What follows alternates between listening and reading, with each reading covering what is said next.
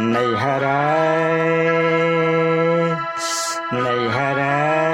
से केहू नहीं अइले हो रामा। नैहरा से केहू नहीं अइले हो रामा। बीतल फगुनमा नैहरा से केहू नहीं अइले हो रामा। बीतल फगुनमा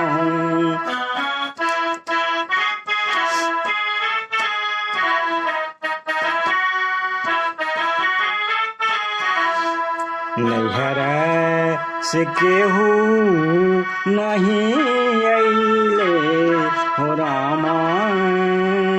बीतल फगुनमा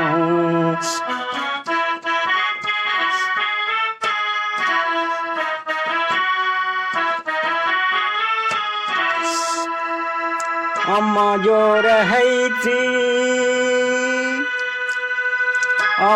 जो रहती तो भैया के पिठवती। अम्मा जो रहती तो भैया के पिठवती। अम्मा जो रहती तो भैया के पिठवती। भौजी के कठी न करे जवा हो रामा। भौजी के कठी न करे जवा हो रामा। भौजी के कठी न करे जवा हो रामा। बीतल फगुनमा भौजी के कठी न करे जवा हो रामा। बीतल फगुनमा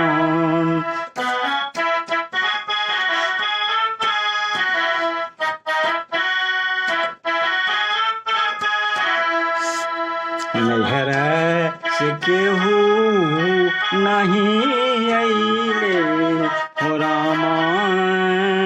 बीतल फगुनमा नैहरा से केहू नहीं अइले हो रामा। बीतल फगुनमा